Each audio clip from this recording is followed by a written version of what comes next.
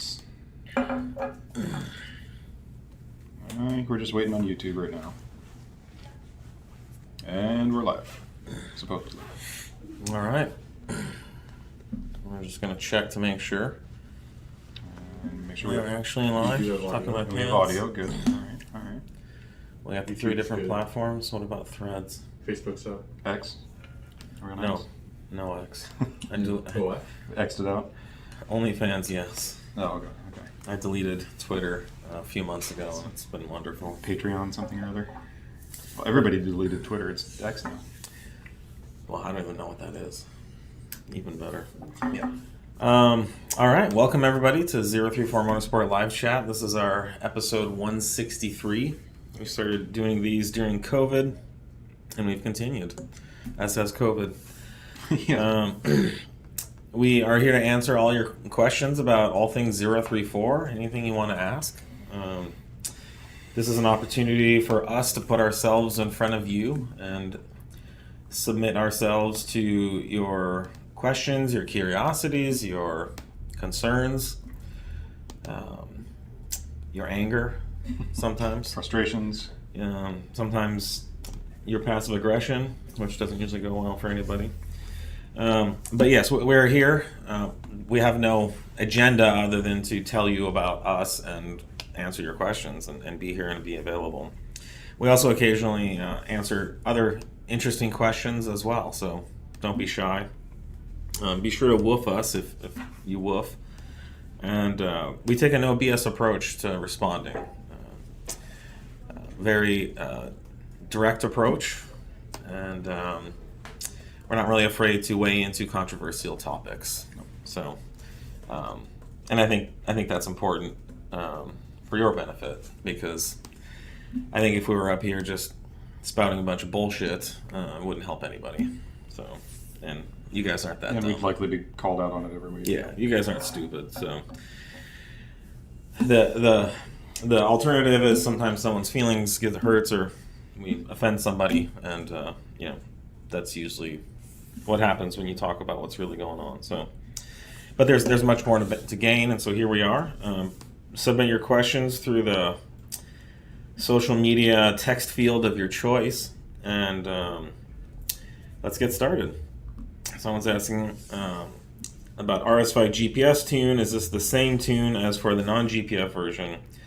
Has it the same features, and will it also get the latest updates? Thanks, can't wait to get mine. Yeah, GPF file is, for all intents and purposes, essentially the same file. So yeah, there's some considerations in there that, obviously the GPF file has a bunch of extra functions switched on for the GPF and the monitoring of all that. But is the GPF?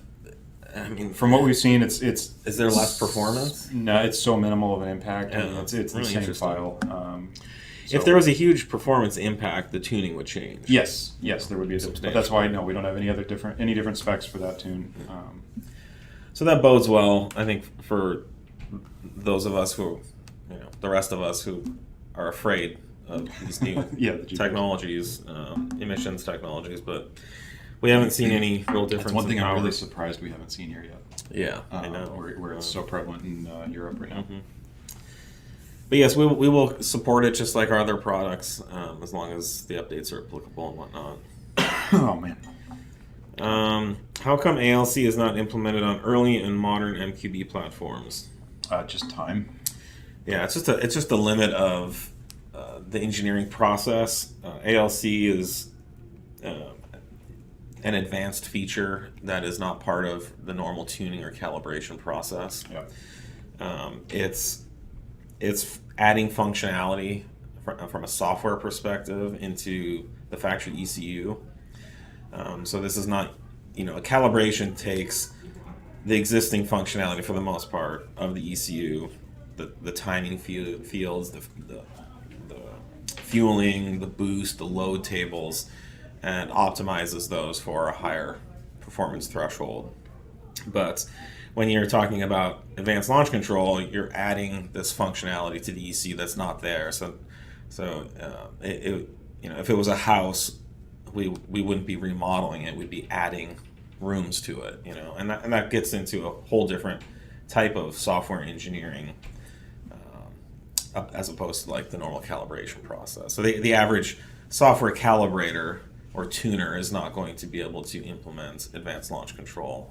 And imagine every house you're adding that room to is a completely different layout. The floor plan's entirely different. What it's built out of is entirely different. There's no... Well, it's special skills that normal construction workers don't. Yeah, it's every one of these ECUs is, unfortunately, there are dozens and dozens and hundreds, depending on the model, of different builds of that ECU. So meaning it's compiled with different parameters, or it's compiled on a Thursday versus a Wednesday, but it's a machine compiled software that they don't care how it's laid out. That doesn't affect them at all. The OEM just will do whatever they want to add whatever switches and knobs they need for that particular ECU on that day, and hit a button and go, and then they're on their way. It doesn't affect them. But when you come along in the aftermarket and you want to add features and functions, having all these different softwares, it really muddies the effort to get the feature in there is one part of it, but then being able to apply it to all of those different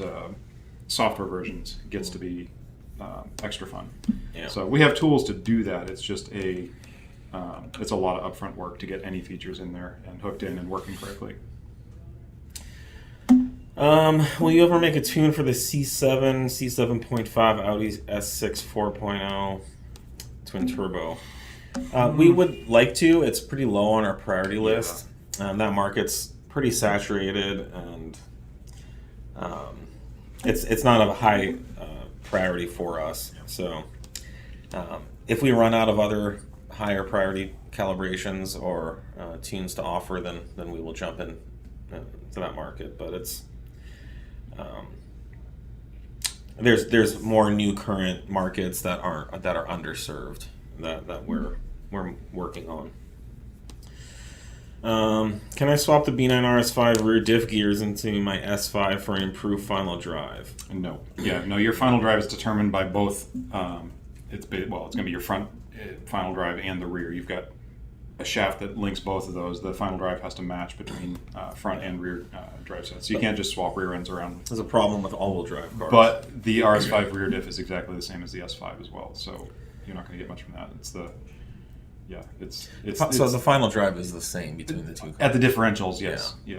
We actually have swapped between them here. But the gearing in the RS5 is different. The gearing's different. So you really want to do it would be a transmission swap, not a diff swap. But yeah, we recently just swapped a diff between an S4 and an RS5 here.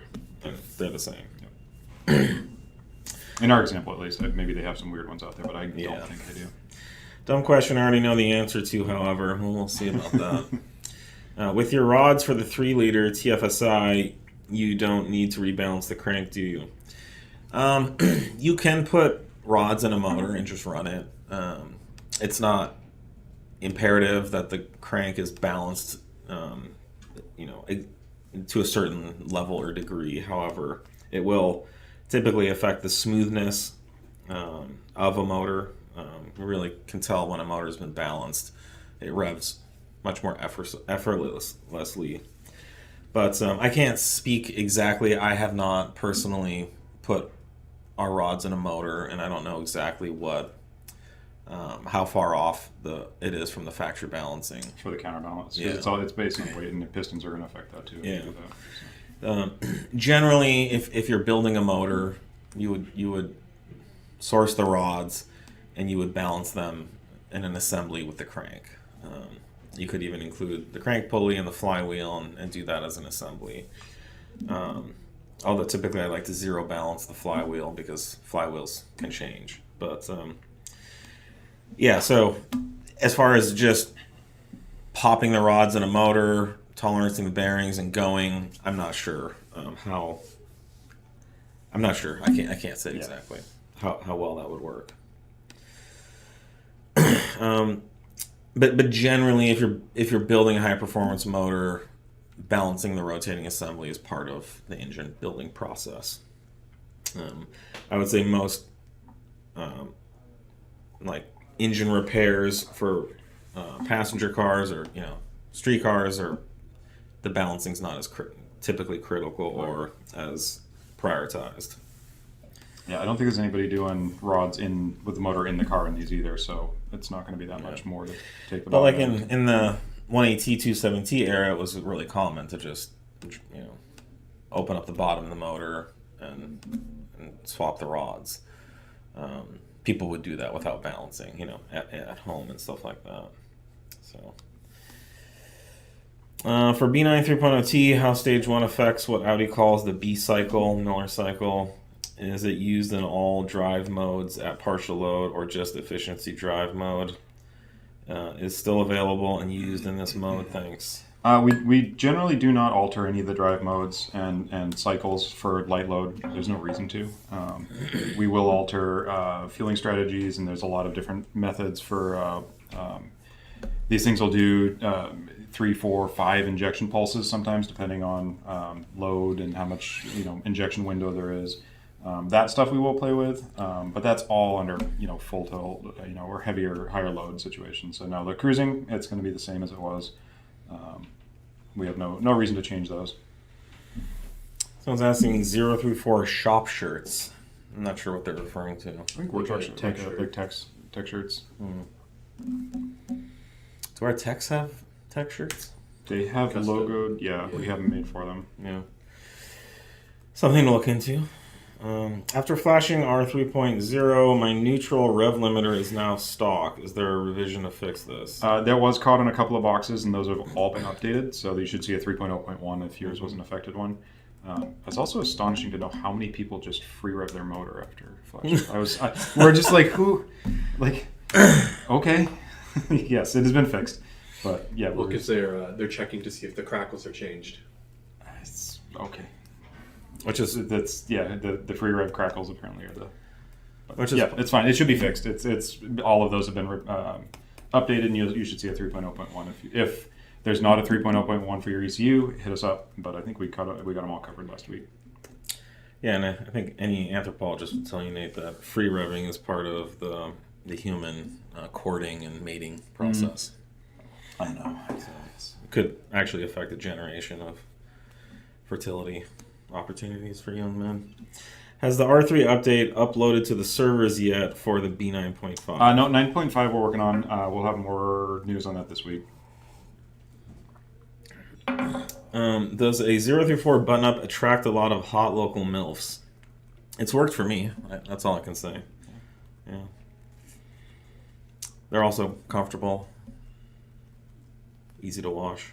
They don't shrink. They don't shrink. No, these things hold up. No, they're great. These specifically. Yeah, this thing's like 6 years old at least. It's my go-to. If I'm not sure what to wear, I just put one of those on because,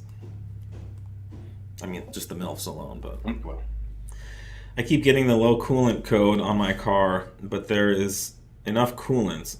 I keep having to unscrew the coolant cap and rescrewing it on to make it go away. What is that exactly? A good amount of pressure air comes out when I unscrew it. That indicates usually you have a big air bubble somewhere, and the air is compressing, and then your overall coolant level is going to shrink down in your reservoir because it's squished into wherever that air bubble is. Yeah, you can keep doing what you're doing, and eventually. Well, maybe if it's stuck in there, when you release it, that air bubble just expands, pushes the coolant back up in the bottle. And that's likely what you're seeing there. So I don't know what vehicle this is, but that would be my guess. Is there's some big air pocket in there somewhere? Yeah, and these newer motors are harder and harder to bleed. The Audi 10 valve was really easy. You leave the valve cover, the cap off the expansion tank and run it for a bit. And you just fill it, and it's just the whole motor would fill. There was no air bubbles. But these newer cars, I think part of the problem here is these newer cars have better, more advanced coolant passages in the heads, which really facilitates the kind of power that we're seeing in these cars. That the heads, the coolant doesn't overheat because there's proper coolant flow around the combustion chamber. But that means that there's a lot more passageways for air to get stuck in. So there are factory procedures to bleed these properly. I'd recommend looking into that. Oh, we got a good passive-aggressive question that just came in. Oh yeah, I love those. Which one? I don't know if it's hit the thing. Okay. Recently tuned with your stage 2, the RS style startup crackles on start I have a high flow cat and VPS delete. Is this normal? The RS style startup crackles on start. I'm sorry. I'm not sure what the question is there. We I think there's some we advertise that punctuation missing or something. Yeah, there are RS style crackles. I don't know what your question is. See if you can get some clarification. If the questions don't make a lot of sense, maybe we should go back to them. Does 034 know the real world torque limit of the DL501 transmission? I mean, I haven't found a point yet with the superchargers and the applications there that we've been able to overcome it. So, it's tough transmission. Yeah, it's holding up really well. I went through and revised a bunch of the calibration on it these past weeks. So we're going to have some updates coming out that give it even more torque holding than what we previously have had, even though we haven't had a problem with it. So no, it's been pretty stout. Yeah, that top one's what just came in. Oh, yeah. So 034 gave up on the B9 A4 after promising it last year.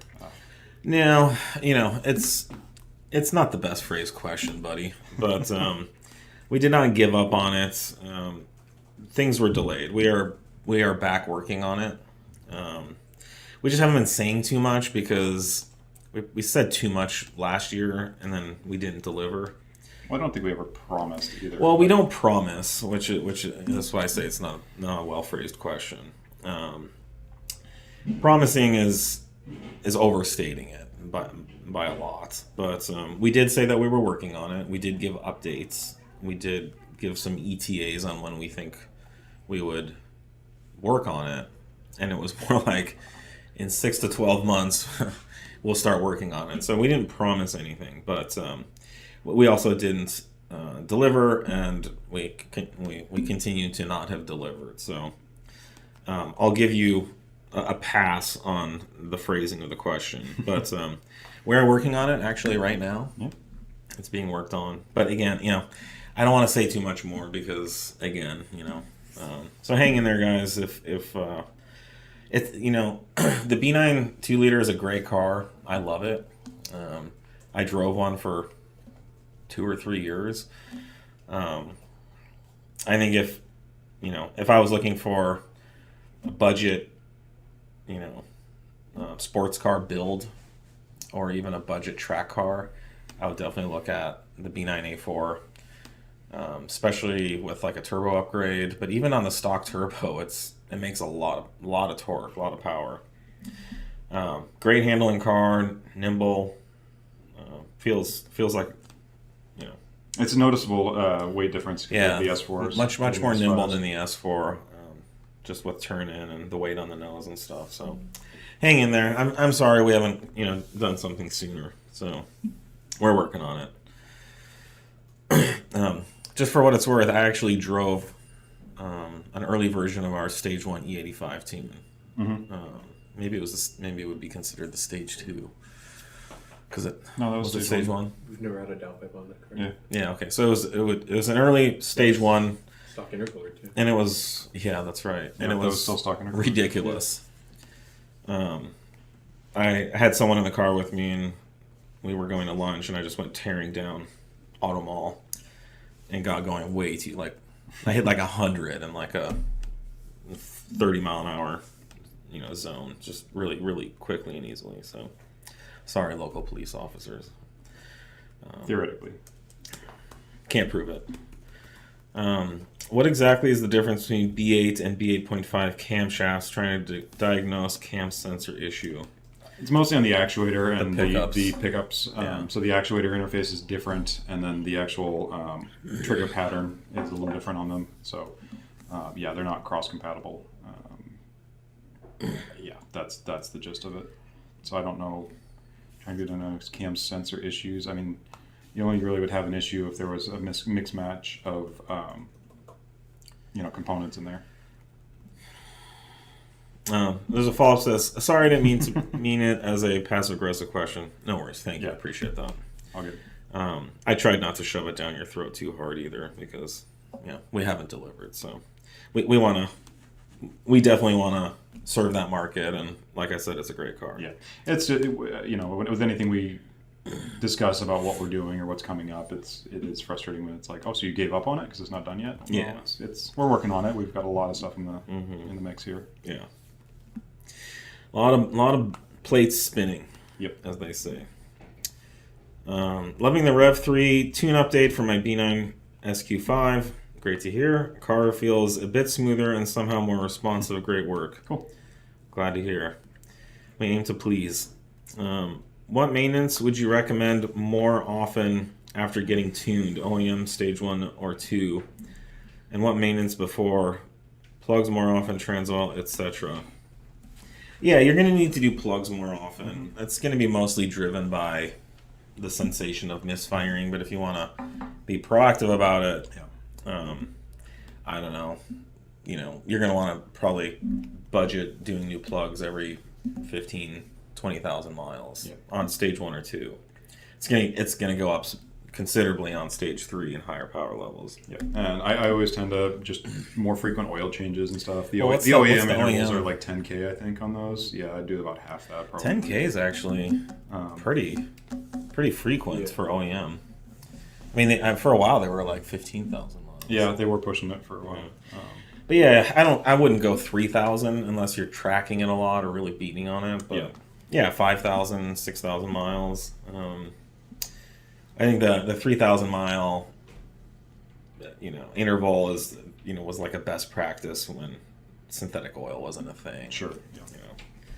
But with modern oils, that would be really wasteful. So again, unless I would probably do an oil change after you do like a 2-day track day when you're just romping on it for 2 days. Be a good idea to do an oil change. But yeah, no, that's I think the rest of the stuff not necessarily more frequent. No, Injectors, I think. Yeah, injectors are. Well, that's just that doesn't really necessarily power level wise either. That's just the injectors. There's not really an interval on those, but they're proven to be not lifetime parts. Same thing with like transmission fluid is usually a very long interval from the OEM. If you're tuned and driving hard, that's something you want to look at, particularly if you're in a DSG car. Yeah. Yeah. I do think that there's probably some correlation between tune level and injector issues. We don't know what it is, but from a gut feel, especially once you start factoring E85, the injectors do seem to need and a little bit more attention. Your margin of what an injector can manage also is much slimmer. Yes. So, any kind of deviation, you're gonna notice it when you're on a. And Nate just you just said it that if the injector is working at 60% of its maximum capability and it gets 10% clogged, the ECU still has a lot of headroom to add more fuel within the capacity that's left. But if you're operating at 90-95% and you're clogged 10%, then now you're just running lean because the ECU can throw all the duty cycle at that injector and there's just not going to be enough fuel. So that exacerbates the injector issues where the issues are masked within the huge headroom that's built into the factory components. Is AMAX enabled on your DL501 TCU tune? For the most part, yes. We obviously have launch control enabled on everything. AMAX it's a strategy that in the shifting pattern. It isn't globally enabled on everything right now because we were working on getting it as consistent as possible across all of the different box codes. That's something that I'm working on bringing to everything with some of these updates that are coming out. So it'll probably move to absolutely all the DL501 boxes, but it's kind of a muddy area right now on what boxes exactly get it and what don't. It's such a minimal difference on the supercharged cars. It's not a huge priority, but it is something we want to bring up so that everything's the same across the board. All right, we got a lot of questions here. I have a B9 RS5 with your stage 193 tune that I use as a daily driver. I don't track it. Will I see any benefit if I upgrade the intercooler and heat exchanger to the Wagner unit? I'm in Chicago area, so it can get hot in the summer, but nothing like in the Southwest. You will notice an improvement on sustained acceleration where you're shifting through multiple gears. For example, if you launch the car and you accelerate through first, second, and third, you will notice more power through second and third gear as the intercooler system keeps the heat from the intake charge in check. If you are just kind of like, you launch it through first and then you grab second and you lift, or you are in fourth and you mash it through fourth and halfway through fifth and you lift, it's not going to be as noticeable because the stock intercooler has enough capacity to rein in the heat in short bursts like that. It just doesn't have the stamina. I'm talking in layman's terms. Right. It's not going to be able to continue to lower the heat for longer periods of time because it's quickly going to hit a threshold of heat that requires a power reduction in the ECU. So it's kind of like, if you want like a cool glass of water and you have like 1 ice cube versus 5 ice cubes. 1 ice cube will provide a certain amount of coolness to the water, but it'll melt quite quickly. Once it's gone, it's gone. But 5 ice cubes, you'll have more sips of cool water, simply due to the additional capacity in the cooling. So it's up to you. I think in general, you will notice it. Especially if you track the car, it's going to be very noticeable. But on the street, again, if you're just squirting around here and there, it may not be that noticeable. There's also an improvement in flow. The Wagner intercooler has a larger cross-sectional area, and it's a higher flowing unit. So there's going to be a power increase from the flow as well. But by far, I don't want to overemphasize that. The biggest benefit's the temp. And that's a tricky field to weigh in on because it's a power increase, but it's a power for the amount of boost you're making increase. So the overall output coming out of the motor may not be much higher, if any, but you're going to have that output longer and more efficiently. You're going to do it with a little cooler air temp because your pressure ratio across the charger or across the intercooler is going to be less. So the turbos are working less hard. The requested boost into the intake manifold, even though it's the same, is going to be a slightly less wastegate duty cycle on the turbocharger, so you're going to get a little more bang for your buck on the boost side of things. B9 S5 TTE810 91 octane. What controls turbo sounds when lifting off the throttle? On stage 1, I would sometimes get a cool choo, but mostly got chuh. On stage 3, I haven't gotten a single choo. I mean, that's a lot of different aerodynamics and masses in the wheels and stuff. Is probably what's playing into most of that. Yeah, I mean, Nate's right. The different turbos will give you different sounds from, the reversion of air, going through and back through the compressor wheel when you shut the throttles. It's literally just the sound of the air going through, back and forth. So bigger turbos will have a different sound. I've noticed smaller turbos will be more of like a squeak, and bigger turbos will sometimes won't make as much sound or have different types of sounds. So, but the TTE810 is a very noisiferous turbo. It provides ample There's lots of intake sound and turbo sounds. Much more turbo sounds in general from the 810. The bigger turbine wheel also contributes to it as well, so more of the exhaust sound. The turbine section acts less like a muffler, so you get more of that turbo sound. I remember the first time I did a big turbo on my 80TQ, and at idle it had that like whistling, The diesel whistle. And there's like glug glug glug glug glug, and I was just like in fucking heaven. I was like, this is the best thing I've ever done in my whole life. The milfs Is were that a bad walking. reason for me to want to cam the B5? No, it wasn't a cam thing. It was just No, I know. it was It's just it was a 65 millimeter Oh God, it's going back a ways. Which era was that? 35R time, or was that? No. This was the old 034 T3T4. EFI high output turbo era, where the turbine wheel was a 65 millimeter exducer on the turbine wheel. So I don't know. It was some T04E. Yeah, that's what it was. This was even before GT turbos maybe had just come out. Early 2000s, and it just sounded like that diesel, like that whistling sound, and oh God, it was heaven.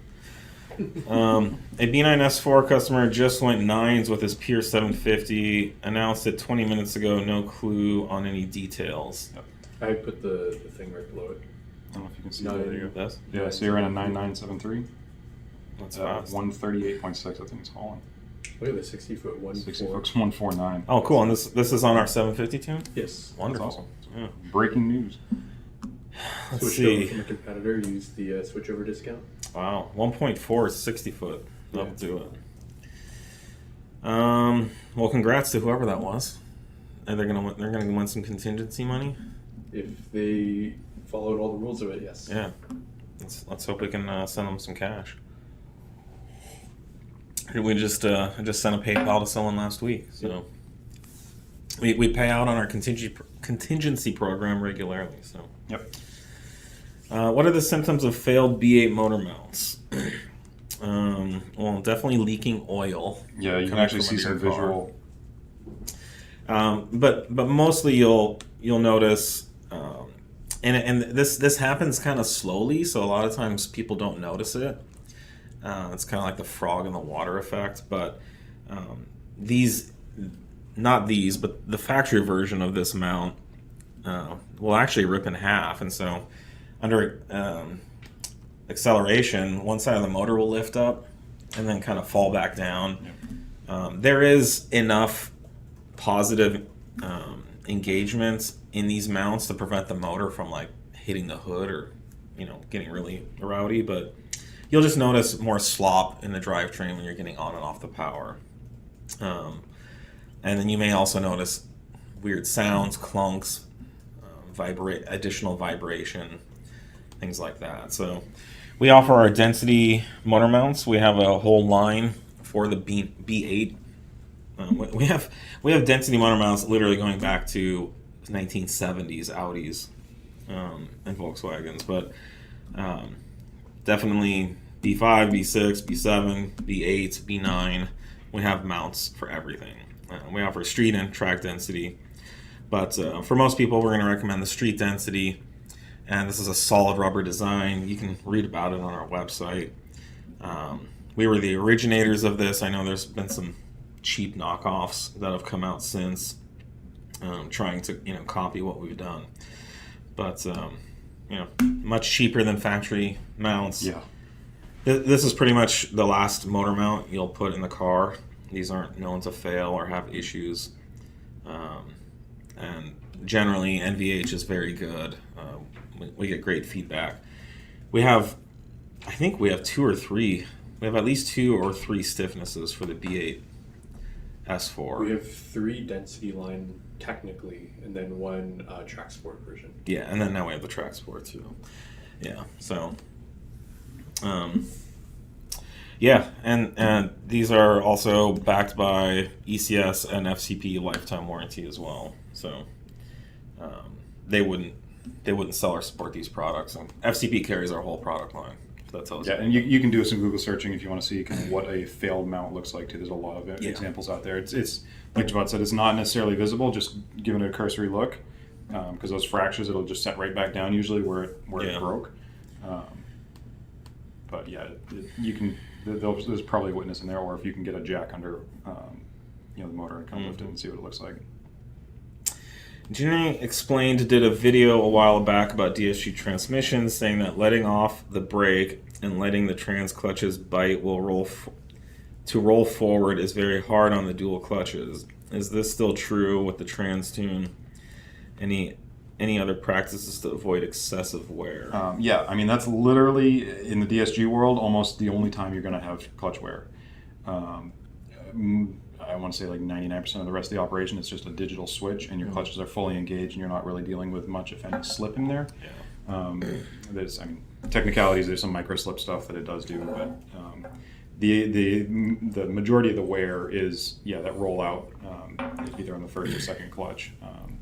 A lot of the stock strategies will be either in first or second gear, so it affects both clutches. And so that's using essentially engine braking. Well, no, it's like sitting at a stoplight and you're just like creeping forward, or if you're on a hill and you just like take your foot off the brake and you let the clutches kind of hold you there. Gotcha. That is going to give you a lot more wear than anything else, just because that's really the only source of wear. So, yeah, I mean that's something to avoid doing. That's just bad practice to especially if you're like on an incline and you're using the clutches to hold the car. Well, it would be the same if you were in a manual transmission and you were just slipping the clutch to hold it. It's the same. Yeah, it'd be exactly the same if you're just sitting there and hold it. I mean, creeping ahead in traffic, you got to do it. So I mean, it's not like you can avoid that, but.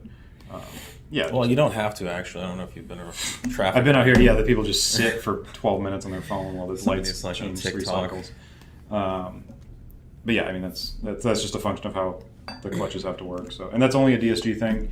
Automatics have torque converters and other wizardry in there that it's completely different. But I will say overall, DSG clutch wear is not a big problem. Oh, dude, we haven't done. I can't think of that. I mean, I can think of like on like one hand how many we've done in our shop ever total. No, it's and there was a period where, mostly pushed by APR, that because they didn't have good TCU tuning, that everyone needed to upgrade their clutches. They were trying to sell clutches with no TCU tuning. They didn't have any. They were just pushing like these. Which, if you have a higher coefficient of friction, you do gain a little bit of holding power by changing the compound, but there's absolutely no reason to. And it's you almost never hear about anyone upgrading their clutch discs. No, and it's the wrong way to fix the problem in most of these transmissions, because it's not the wrong way if you want to sell some parts but it doesn't generally work. So a lot of the problem is like there's these adaptation processes, and there's actual it depends on the exact transmission, but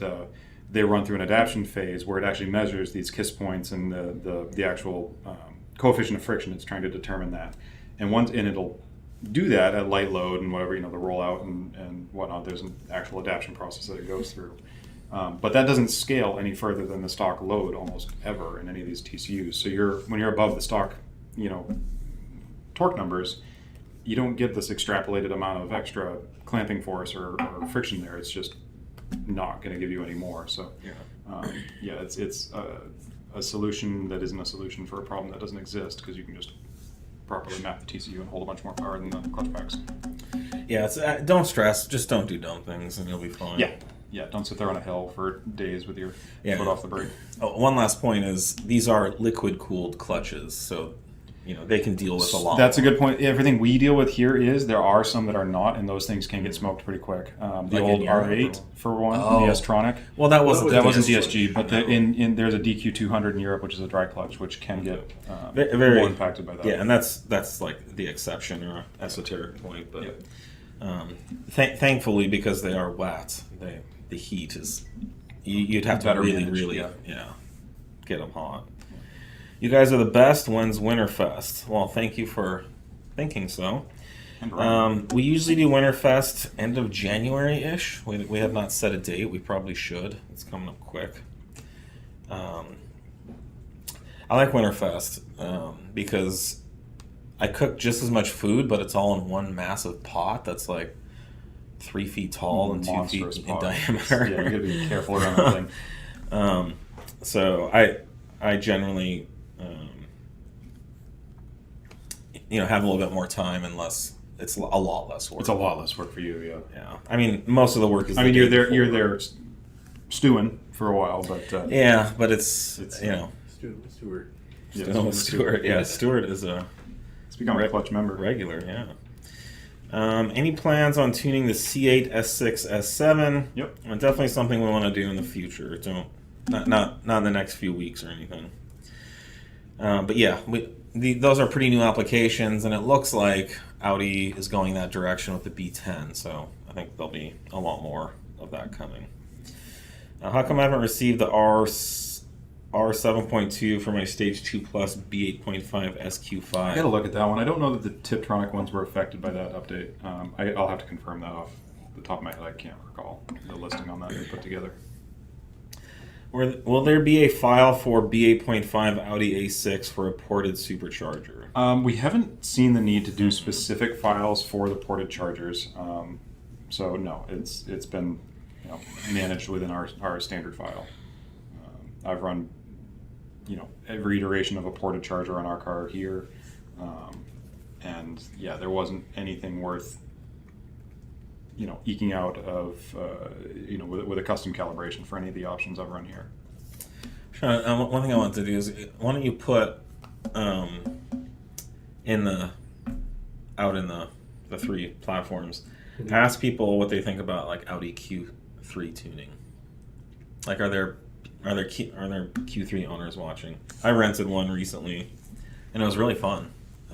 The newest one. Yeah, it was a current model, but even I was just looking around. They're pretty similar going back to like 2014, 2015. They did a very late facelift on that. Yeah, there was a facelift a few years ago. It's probably towards the end of its run, but yeah, cool cars. Like, you could lower it, you could raise it, you could do a lot with it. So, and there's not a lot of support out there for those right now. So, it'd be interesting. See if anyone chimes in. I've heard that late 2022 model S4 still have locked TCUs. Is this true? Yep, that is the case in some of them. Yeah, it's late 22. It's hit or miss. We've seen some that have come through have been fine. We've even had some 23s we've flashed. That we try and get all the files up, and it's kind of a roll of the dice. But generally speaking, the later you get into 2022 models, the better chance there is that it will be locked at this time. Do the new R3.0 ECU tune refers to only stage 1 and 2 for the B9 or stage 3 as well? Yeah, that's just a stage 1 and 2 update, as I think all of the documentation we put out specifies. But there's really no correlation in the revision numbering necessarily between stage 1, 2, or 3. They could be, one could be 7, one could be 1, and it could be, on a similar platform of development and strategy. The revisions are really per. Yeah, generally 1 and 2 is going to have a little higher revision typically because it's going to be the earlier product cycle. So it's going to have more updates and more time and more more revisions than like a later stage 3 file that we just worked on. Follow up: does stage 3 have the same revisions done to it? I think this was also mentioned in the email, but most of those revisions came from the efforts that we had done recently on the stage 3 files and all the track testing we'd done since the last round of stage 1 and 2 updates had gone through. So we decided it was enough of a wholesale group of updates that we'd made that it was time for a whole, the port tuners could sit down and do a week of porting to get all the boxes up and ready for you guys. Mm-hmm. Got Brisk 2 MOR 10S spark plugs for B9 S5. I've checked the gap. I've checked and gapped them to your recommendation. Have a lot of idle misfires. Double checked everything. Went back to OEM no misfires. Why? That's the tough one to answer. But we have thousands and thousands of those in the field. Yeah. They're on, I think, all of the cars here right now. I wonder. 2MOER is on the car. Oh, I'm sorry. Yeah, we're on 2 MOERs. I wonder if they gapped them properly, or if there's an issue with the way they were gapped. Yeah, I don't know. But yeah, we had tons of those in the wild. Yeah. If you're unhappy with them, definitely contact our customer service, and we can at least give you some tech support. Yeah, we do have a newer version of the Brisk plugs for that application now too that they released. Yeah, it's the like Sean said, it's a 10 mil. But can they feel the misfires? Is it? You can hear it. Yeah, it's pretty audible. Yeah. Okay.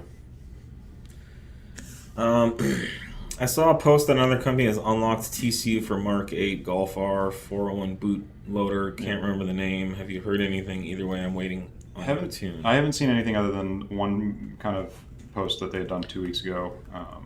And that was very vague, and I think people were really reading into it. Yeah, like it was just a screenshot of a dash. Is that the one you're talking about? That's the one I saw. Yeah. I hadn't seen much. But they didn't. I didn't see them anywhere in the post say that they had unlocked anything. It was. No, there was claims that there was so somebody reshared one of them, and it was even more vague.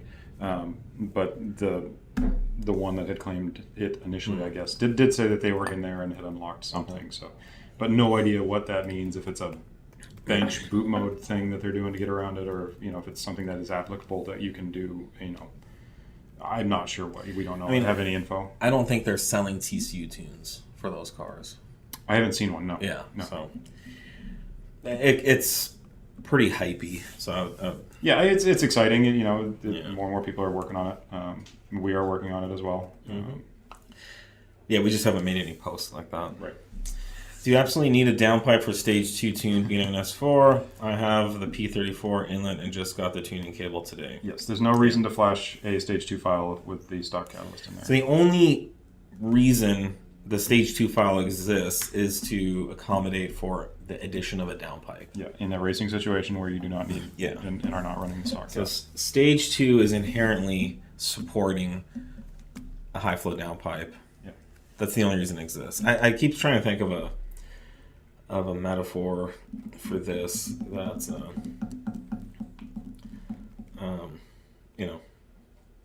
don't know, it's like if you're like a skier and then you decide to try snowboarding, and someone said that like the bindings for snowboards are better than skis, and then so you want to put snowboard bindings on a ski because snowboarding is better, and it's like the only reason you need snowboarding bindings is if you're snowboarding. The only reason you need stage 2 is if you have a high flow cat. So stage 2 isn't inherently any better other than the fact that it supports a racing cat. Will you be making B9 2.9 TT cams? Very likely. It's not a huge focus right now. I just want to address kind of a real obvious point here about cams and the B9 platform is it might not ever make sense to invest in cams for the B9 because it's turbocharged. Now in B8 world where you're stuck with kind of an OEM supercharger, and now there is one emerging option on the market, you're much more limited on what you can do to increase airflow through the motor. But on a turbo motor, 1 psi of boost will typically do more than any kind of cam upgrade would. So once you start looking at cam upgrade options for turbo motors, you're very far along in the turbo optimization process, and safe to say you've kind of extracted everything out of whatever turbo option you'd like to run. And then given the fact that these have variable valve and cam timing, and it's fully tunable and adjustable, you're kind of limited dealing with whatever extra lift you can get in there. And, duration's definitely the only other variable you can really play with. Your timing is where you used to get a bunch of power and be able to manipulate the power band. We can do that in software now. Yeah. So again, if we do, it will be because the factory cams are really like we've hit a limit somehow. Yeah. And we don't see that now, and there's easily 1,000 horsepower plus capability in these motors with the right bottom end configuration. That they won't likely see it, and these new modern heads flow so well compared to years past. So, but again, just the variable valve and cam timing, it kind of puts the cam and combined with turbocharging, it kind of puts cams as a really, really low priority. Just came here to say the 0 through 4 springs I put in my B8 S4 Avant are really amazing. Perfect judgment on the stiffness. It's perfectly livable on our shitty UK roads, but then handles miles better. Well, really great to hear. Thank you. I didn't know they said shitty in the UK. I guess so. Yeah, good. I thought he would have said bloody shitty or something. Usually like a testicular reference. Like bollocks? Yeah, no, that's the other. Our bollocks roads. No, really great. Glad to hear, and thank you for understanding what we were going for. Yeah. We're always trying to strike that balance and the right amount and the right types of compromises when it comes to these springs. Worth buying a new Windows laptop to flash the new B8.5 ECU revision. I've been trying to get to hold out for the mobile app. You don't need a new laptop. The requirements are very low to flash it. I mean, you can buy a brand new $150 laptop and it'll likely be just fine. And there's lots of used stuff out there for way less. That'll work just fine. So yeah, it's a very low requirement to enter for that. There's a lot of guys that'll do even the Windows 10 like tablets and have flash from that. But yeah, I mean, I would have that anyway, just as a backup, and it's got a bunch of other stuff you can do with it. Mm-hmm. But mobile app is coming.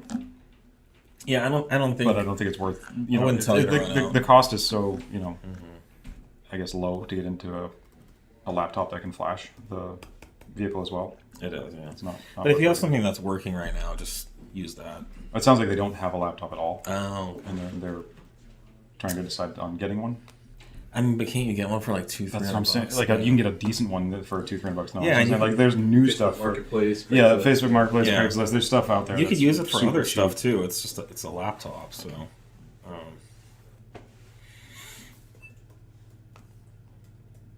What else we got? You can just use it for OnlyFans, like Yeah, you can for buy your channel that you have.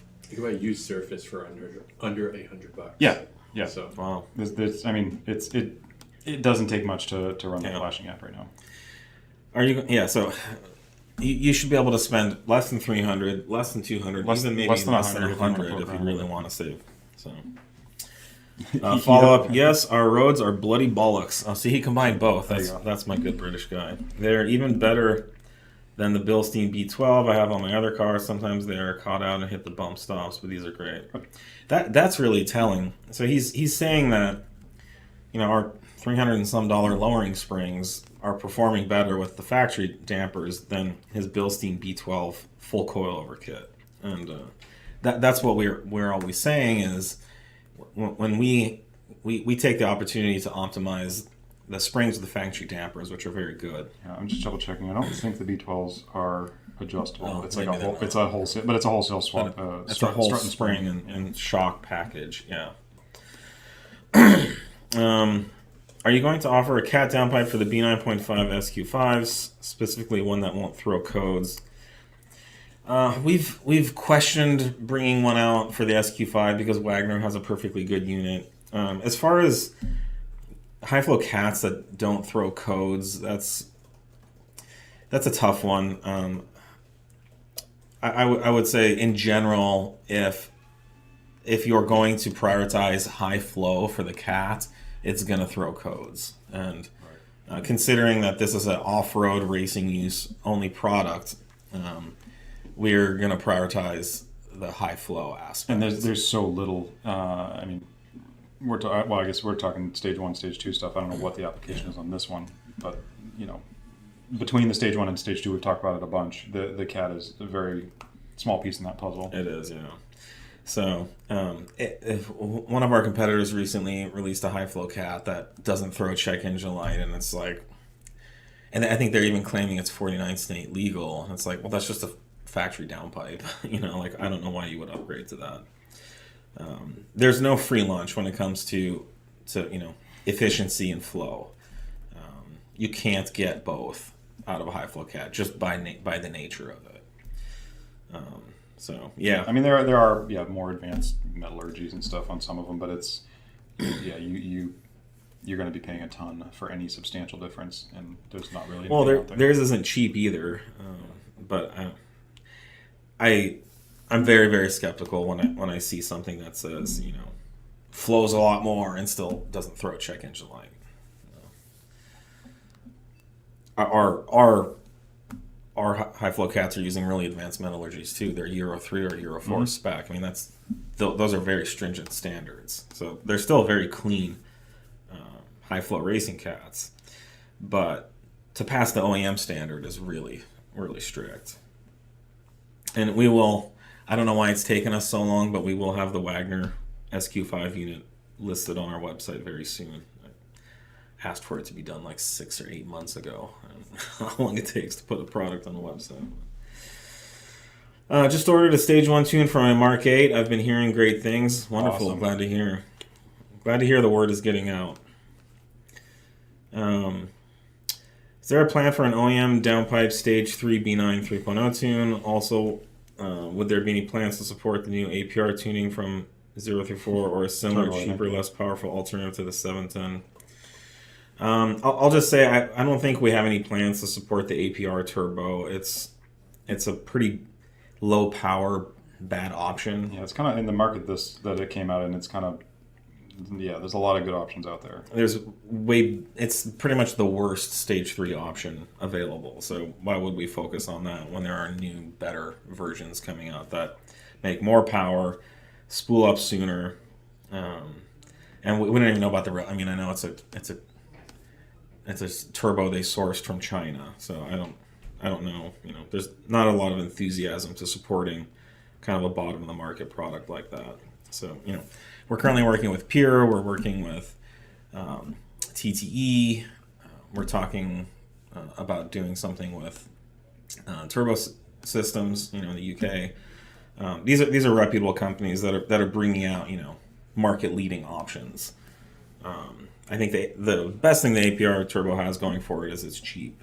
It's like $3,000, but you pay a price for it. So, what was the other question? It got deleted. Stock downpipe file.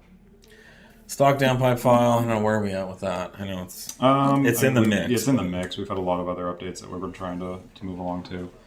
So, there are some people that would like a stock downpipe file, but it's lower power, less performance. But it's in the mix. We don't have a ETA. I don't have a definite ETA yet. Is there a hybrid turbo that has similar or less turbo lag than stock B9 S5? You just want everything. There is doesn't Turbo Systems have a really small one? It's like a TS1 or the TS1. TTE does too. Yeah. TTE Yeah, does? What's the TTE? It's the 510. 510. Yeah. There are, But they're still gonna have a little more than stock. Like it's not you're not gonna get both out of it. If it was that easy, like the OEMs are typically. Let's put it this way: the only reason someone would make a hybrid turbo is if it makes more power than stock. Like, there's really not a market for a smaller, less laggy turbo with a power reduction from the stock turbo. Yeah, I don't feel the stock turbos are. And the stock turbo is not laggy. It's very fast spooling. So yeah, it'd be interesting to know what you're looking for, or if you're looking for like faster spooling and more power. It's probably not realistic. The stock turbo is very good. It's optimized for that engine, for that application. And it's very fast spooling, and it makes a ton of power considering what it is. Yeah. I mean, it's like 500 crank, right? Yeah, I'd have to look at the numbers, whatever we come up with. So it's an impressive turbo and very well designed and sized for that engine. When you're Audi, you're going to sell 5 million engines with this turbo on it.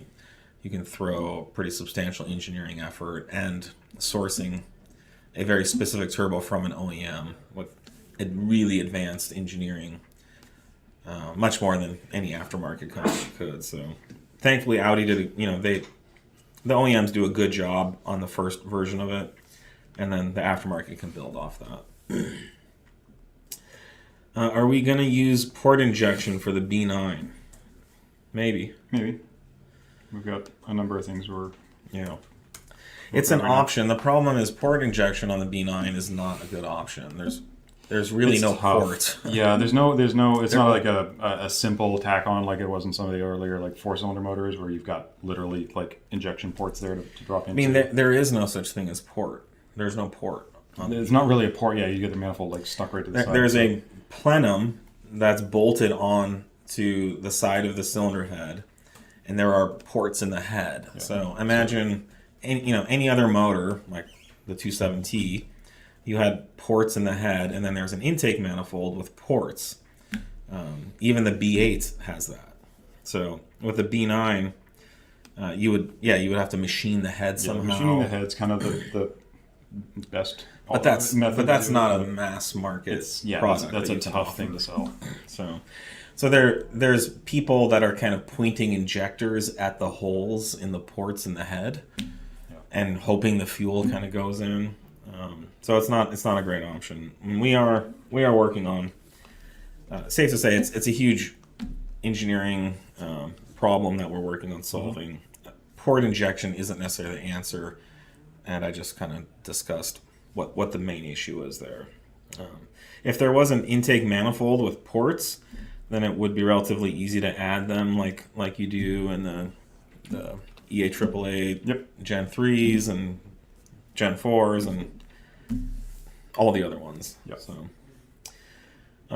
what's the most miles you've seen on a 3.0 T engine? I'm at 260,000 miles on my C7. Would it be smart to do pulley upgrades? I mean, the pulley upgrade is a very different conversation than the rest of the maintenance stuff. So I'd say, if you're on like fresh injectors, you have a nice solid platform to start with.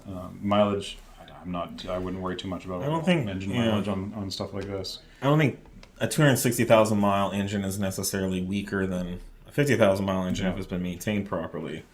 You can have a question is smoked 50,000 mile motor, Yeah. and a very well, 260,000 mile motor with a lot of life. So that's a tough metric to base much on. But that age, like I said, injectors, intercooler cores, all the kind of Achilles heels of that motor should certainly make sure they've been addressed, or about the history on it. Yeah. So, we are about out of time.